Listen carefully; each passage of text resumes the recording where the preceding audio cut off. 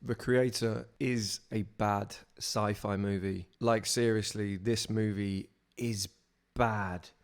And I'm absolutely gutted. I was completely bought in with the trailer. It looked really good, really interesting. I loved the visuals and the world that it was proposing to me, I think, and probably yourselves as the audience. But what is in this film is a pile of shit.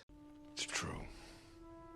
All of it. I'm being quite aggressive with it because I hated this. I don't usually want to leave the cinema, but I felt that urge. I could not wait for this to end. And I'm gutted.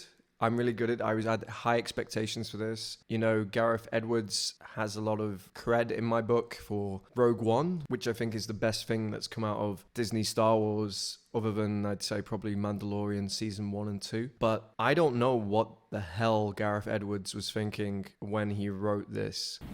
I don't like where this is going. This movie is dumb.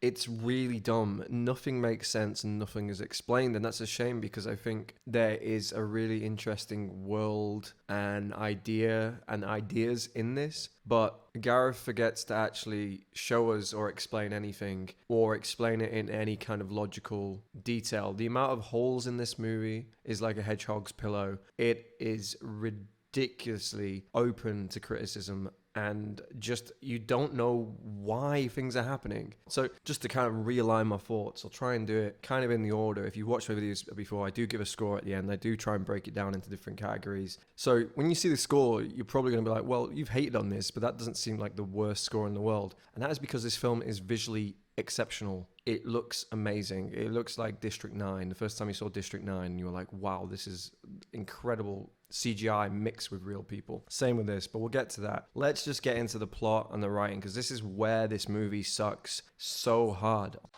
Let's do this! So the plot is, we are in, I guess, the not too distant future. Well, probably distant really because of some of the technology. But AI has gone from what we have now to then basically, you know, doing all our jobs, making things, protecting us. And in America, there is a nuclear explosion in LA that kills millions of people, and it's done by an AI. So basically, it's Skynet and it's Judgment Day from T2. And I don't doubt that Gareth Edwards did that on purpose as like a nod, you know, to James Cameron. You know, why wouldn't you? And I think he should probably rewatch Terminator 1 and 2 again and again and again and see how you set up a post-apocalyptic future that makes sense and has enough information for us, the audience, to sit back and enjoy the film. Gareth Edwards does not do this. He literally just has this kind of montagey, you know, advertisement thing for the AI, and then you have a general and a kind of council say that, you know, we've banned AI for 10 years and we're winning the war against New Asia, who are pro-AI and all this kind of stuff. And I'm like, okay, right. So the USA is against this new government of Asia. So, okay, there's like a world war and New Asia must be using AI. But for some reason, we're winning just because, as we find out, they have this orbital bombing platform. Okay, so they've got orbital bombing platform and New Asia apparently have AI. Okay, so we're not using AI, or are we? Because it seems like we have some really advanced technology. So you're telling me we don't use AI at all? How are we winning against a government or civilization that has AI? Right, that's one thing. I don't get it. Because we have a bombing platform, could the AI not hack that? Could the AI not make their own weaponry that's probably far advanced than anything normal humans could come up with? Apparently not. Apparently this bombing platform that drops these mini nukes is the weak point of artificial intelligence. There's nothing they can do. It's in space. Don't ask questions. So you kind of feel like, okay, so there's a government involved then. This must be like a world war type thing. It never happened. But we never see a government. In fact, the whole movie, I think for the most part, is shot in Thailand, which is a beautiful place. Love it there, great. And, you know, it's good to see lots of people, local people in these movies. And a lot of people speak their own languages. So there's a lot of Asian actors in it. Ken Watanabe's in it. So he speaks a lot of Japanese in it, which is cool, you know. I like that kind of thing. And there's a lot of Japanese kind of katakana everywhere, actually, in this, on things or in these kind of little subtitle bits or these kind of weird title cards that he puts in like it's some really smart movie, like it's a Quentin Tarantino movie. It's not, and it's really weird that he does this. So yeah, it's set in Asia basically, as far as you can tell. It seems to be Thailand for the most part, which is cool. But we never see a government. You know, you'd think there'd be the Chinese government would run it or something. You know, it's one of these big Asian superpowers. There'd be an army. But it seems like all the AI are just kind of like rogue cells. So when they say New Asia or supporting it, doesn't make sense. And then you see there's a city that builds the AIs and supports the AIs. And you think, well, okay, then there's a government. All they needed to do was, we've overthrown the New Asian government and we're just trying to track down the last of the AIs and this individual called Namata who created the AI. As far as I can tell, this Namata, they created the AI, but don't seem affiliated with a government. It's weird. It's not like the AI is a one thing. It's just like she's given artificial intelligence to these humanoid type robots. And that's fine. But why is all the AI humans as dumb, as flawed, as weak as a human? I mean, one AI gets choked out by a human. What? There's numerous instances where the strength of these machines is that of a human. What is going on? Or the accuracy is that of a stormtrooper. I don't get this. I mean, if there was some kind of thing that this Namata was like, I want them to be as flawed and as bad as humans, so I made sure that they couldn't be perfect in all these kind of ways. Okay, but fucking show it us. Like, tell us. Because nothing is making sense at this point. As far as I can tell, the US government somehow has bombed the shit out of Asia. Honestly, it feels like sometimes it's some kind of Vietnam thing mixed with like Nagasaki and Hiroshima, but it's like super untasteful. It's like the amount of Team America sections where the US just nuke a town, a small village, in a kind of, like I said, it's either a napalmy type Vietnam way, you know, it's trying to imply, or it is like a Nagasaki, Hiroshima type way. I think it's really offensive, and I don't really get offended by things like this, but I think it's really distasteful, and I don't think the movie's smart enough for you to do that. To be like, oh yeah, I can see the parallels and the motif here. You know, it's another kind of pseudo-Vietnam war, but instead of the Vietnamese, it's like these AIs or something like that. No! No. Just no. Like, Gareth Edwards, no, you cannot do this. You need a better movie to do these kind of things. It's just shocking. It's just stupid. And it really is Team America, honestly. They just come in and blow shit up. And it's like, okay. And it happens so many times. I'm just like, we've seen things being blown up. We don't need to keep seeing it. So the summary of that is, and I'm going on and on about it because it really annoys me, is he doesn't set up the world properly. And the world needs to be set up. Everything needs to make sense. Why is this? Why is that? Like I said, why is the AI so crap? Why are we, as humans, better than the AI? Why are we winning?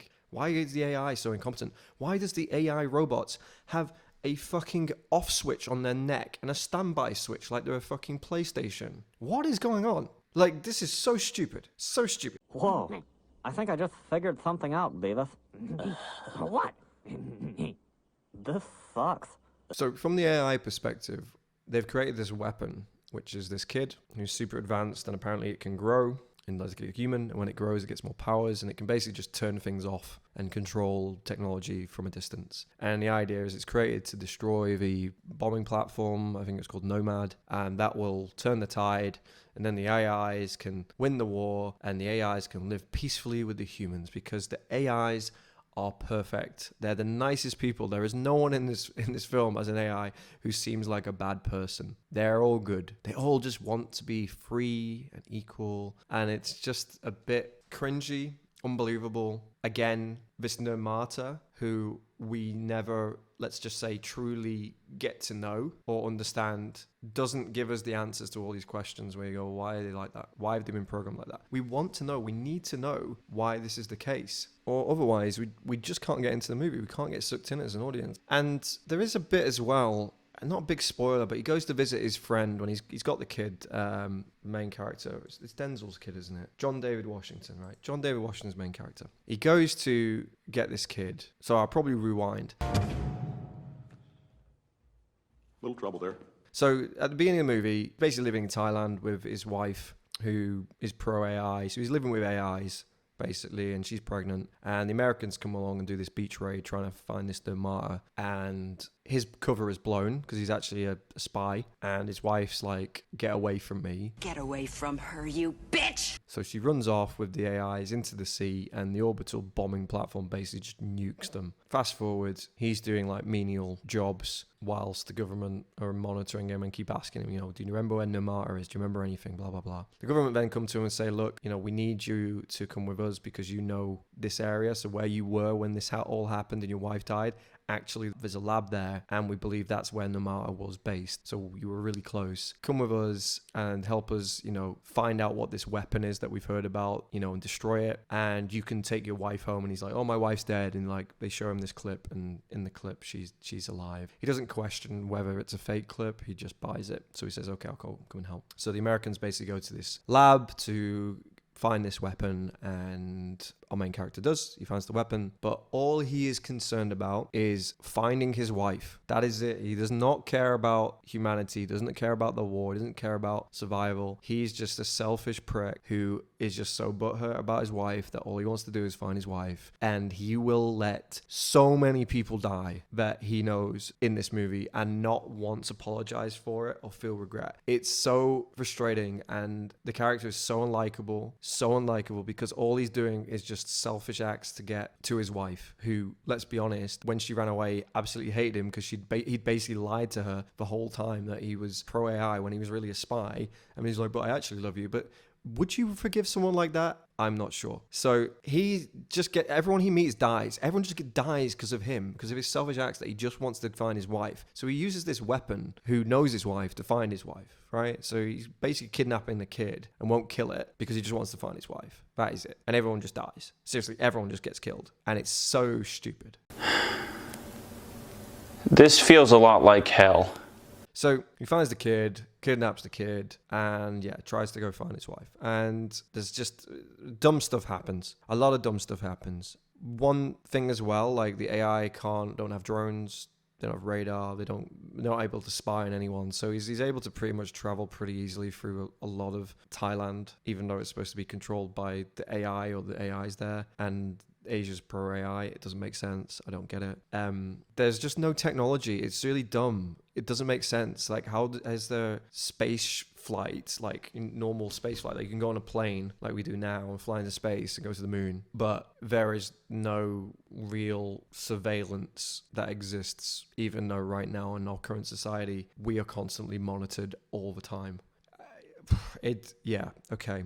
So I guess there's one bit as well. Again, there's so much to talk about. There is a guy who goes to visit for help is American, he's a human, but he's now working in this kind of super city. It might be Bangkok, I'm not sure. And it's a pro AI city, it's like they have these adverts saying donate your face to AI or donate your likeness to AI. Anyway, he goes to meet that, and he's got this really attractive Asian robot girlfriend, and the robot girlfriend's like goes to kind of take the kid to her apartment, and they're gonna have ice cream. She orders ice cream, and the shady character comes to the door, covered up. She takes the ice cream, shuts the door. The guy opens his hood. It's this police officer guy, and he's got some kind of like bomb trigger. And she's like, "Oh, which ice cream do you want?" She opens it up, and there's a grenade, and she's like, "Oh fuck," and blows up. Right, so she dies. Right, but what we do see is his mate basically crying over the dead robot girlfriend. Right, why are you crying? Is there not a backup? Can you not just replicate the face? If you can donate a likeness, you can just rebuild the body and then re-upload the memory. There should be a backup. And we see that you can actually download someone's brain scan from a human and then plug it into a robot and transfer their consciousness. So why is he crying? He can just rebuild the body. And is he just going to be like, "Oh, I didn't back her up," or is he like, "I can't log into my Dropbox"? What is going on? This movie is dumb. It's so fucking dumb. It's not science fiction. This is just fiction, fantasy, nonsense. And there's so much of this stuff. I mean, the only thing I liked was the bombing platform for some reason just tickled me because it was just so stupid. And these big fat robot barrels that run at enemies and then blow themselves up, these suicide bots. And there's one that runs across this bridge to blow up, and it runs past, and all the AI guys are like shooting it, and they're missing because they're stormtroopers. They can't get rid of this thing. It's so stupid.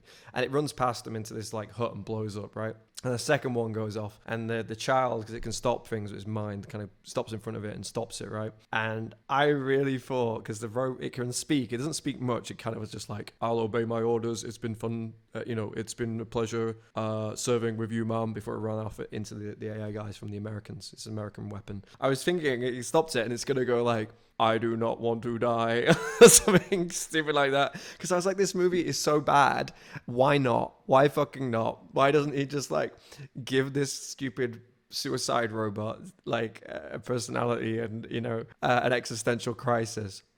I could go on forever. Honestly, there's so much stuff that comes back to me.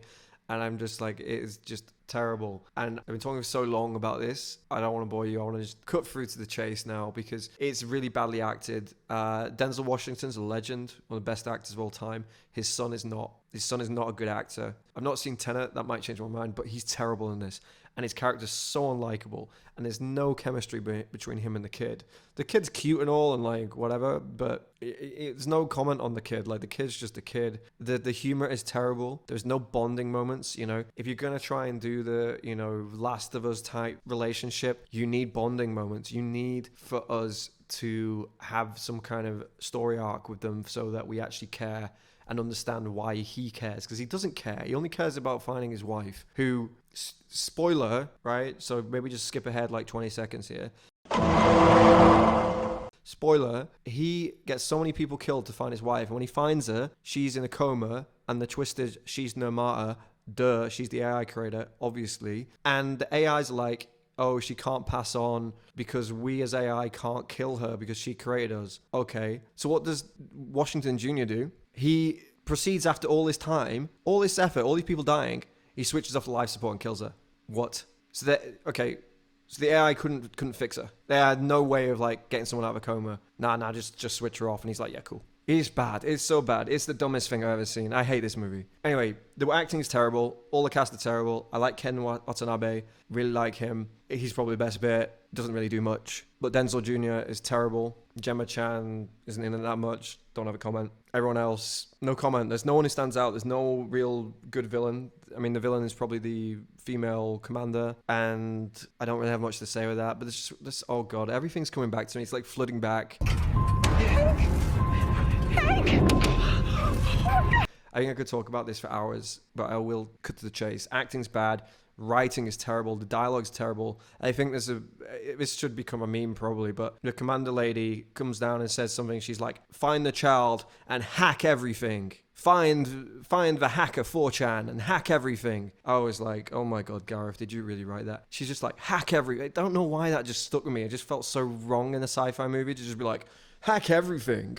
It's like someone who's never seen a science fiction film or read anything or understands the internet going, yeah, that's what they'd say. Hack everything. We never see people actually hack anything. I mean, if you showed us a process, maybe you could have come up with some new terminology, just show us a bit of hacking, something interesting. And it doesn't count the door that they open. I don't count that as hacking, but yeah, it's just stupid. Anyway, so writing sucks. The story is complete garbage. Everything in it is garbage. The acting is terrible. So what's good? It looks amazing. The CGI is awesome. And there's lots of interesting ideas in here, visually and technologically, which are fun to a degree, but never really have any punch. There's hardly any instances where we see people get blown apart or anything. It needed some violence. It needed some real cool sci-fi violence, really. And the weapons are really powerful, don't get me wrong. I mean, everything just seems to be a one-hit kill. But it's not violent enough to be enjoyable. The war sections aren't that enjoyable. It's just boring.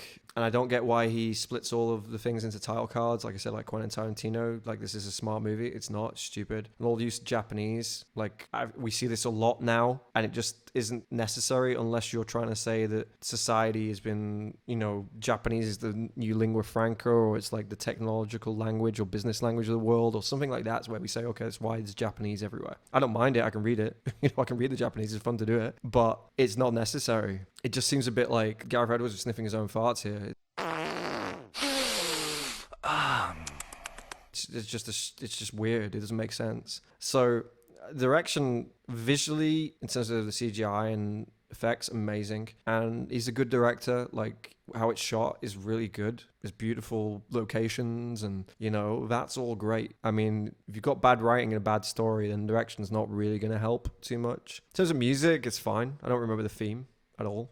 Sound design's cool. I think, all the action and explosions and things sounds good. It all works pretty well. It's all middle of the road. There's nothing too much to say about it. So you kind of got, I'd say, good visuals and decent direction for the most part, and good music and sound design. But then you've got absolutely horrific writing, plot, and acting. So if you're like me, probably go to the cinema for the acting, the plot, the writing. That's the story. That's the whole point of why cinema exists. It's telling stories. So that part, the main part of it, is complete trash. Otherwise, it's like just looking at a painting. That looks nice, Maybe a painting with a band in the background or something, Yeah, music's good. It looks good, but that's not cinema. And I need to end this video because I will go on forever. And maybe I'll come back to this when it comes out and I'll go through every single bad thing, every single thing that's trash with this movie. This was a horrendous movie, and you will see the score at the end.